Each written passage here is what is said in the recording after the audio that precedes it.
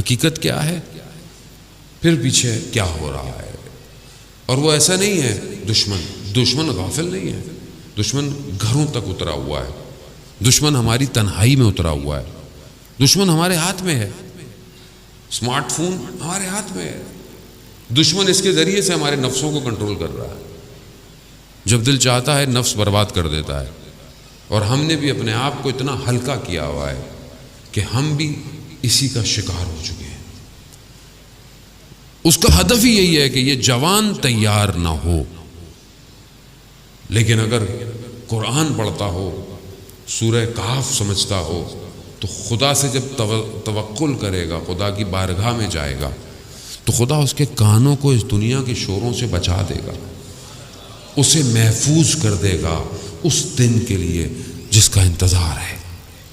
لیکن اس کے لیے ظاہر ہے ہم اپنے آپ کو اپنی طرف توجہ دیں کہ ہم کہاں ہیں، میں کہاں ہوں، میں اپنے آپ کو دیکھوں کہ میں دنیا میں کتنا مگن ہوں، میرے لیے دنیا کیا ہے، اور میں کتنا اپنے وقت کے امام سے متصل ہوں، میرے دن اور رات کیسے گزرتے ہیں، میری تنہائی کیسے گزرتی ہے۔ عزیزان محترم، میں ابھی بہرحال جہاں پڑھ کے آ رہا تھا وہاں میں نے بیان کیا حدیث، پوری تو شاید میں نہیں بیان کر پاؤں گا۔ مجلس اور عزاداری یہ ایک مقدمہ ہے ظہور کا۔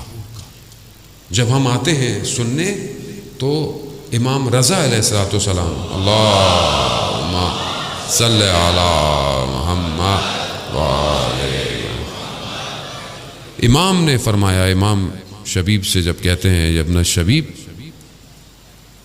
کہ پہلی چیز گریہ ہے، رونا ہے سید الشہداء پہ، یہ انسان کو پاک کرتا ہے، انسان کو اندر سے طاہر کرتا ہے، اور یہ طہارت آپ کو پھر آگے لے کے جائے گی، کیونکہ جن کے پاس ہم نے جانا ہے خدا نے نجاست کو ان سے دور کیا ہوا ہے۔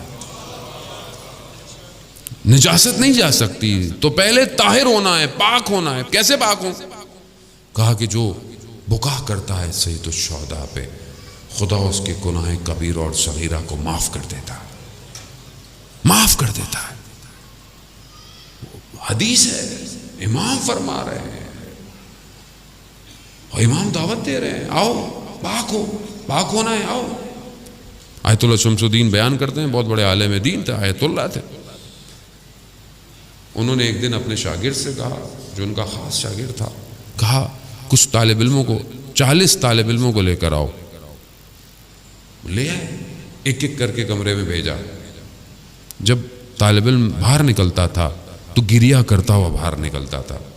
جب سب ایسے ہوتے انہوں نے پوچھا ماجرا کیا ہے، اندر کیا ہے؟ کہا کہ جب ہم اندر جاتے ہیں تو اتنے بڑے آیت اللہ ہیں، اتنے بڑے عالم دین ہیں، ایک رومال ہاتھ میں ہے، اور کہتے ہیں امام حسین کا نام لیتے ہیں اور کہتے ہیں کہ امام حسین پر گریہ کرو، اور جب ہم گریہ ہوتے ہیں تو اس رومال سے آنسوؤں کو صاف کرتے ہیں اور کہتے ہیں کہ یہی میں اپنی قبر میں لے کے جانا چاہتا ہوں۔ ایک گریہ، ایک آنسو، عزیزان محترم، خوب یہ انسان کو پاک کرتا ہے۔ یہ جب پاک ہوں گے تو آپ کیوں گناہ کریں گے باہر جا کے؟ جو آنکھ امام حسین پر روتی ہو وہ آنکھ گناہ کرے گی؟ وہ آنکھ کیسے گناہ کرے گی؟